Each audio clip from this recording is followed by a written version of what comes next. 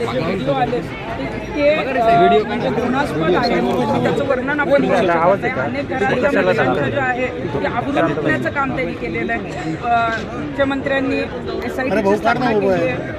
पोलिसांचं काम करतायत. पण आज जेव्हा त्याला कोर्टामध्ये हजर करतात आणि ते व्हिडिओ जेव्हा आम्ही केळसवानी बघितले तेव्हा आम्हाला वाटतं की त्याला जेव्हा आणतील तेव्हा आम्ही सुद्धा जे आहे की आम्ही एक सर्वसामान्य महिला आहोत आणि आमच्या ताब्यात जे आहे ते असले आरोपी दिले पाहिजेत आणि जर संधी मिळाली तर त्याला मी 2 कानाखाली देणार आहे आणि त्याच्यासाठीच मी इथं आलेली आहे.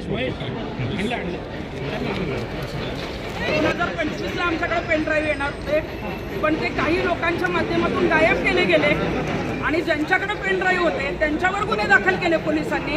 मग घरातलं वाचवायला गेले ना. त्याच्यानंतर 4 महिने हे ज्या काही गोष्टी घडल्या आता मार्चमध्ये गुन्हा दाखल झालाय.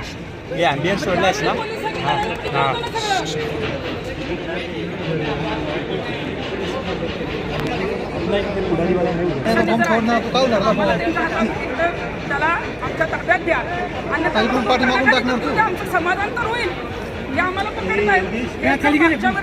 पकडलं असतं तर अनेक महिला वाचल्या असत्या ना. पोलिसांनी प्रकरण जर दाबलंच नसतं पेनड्राईव्ह गायब झालेच नसते तर आमच्या ताब्यात मागच्याच वर्षी आले असते. मॅडम समोर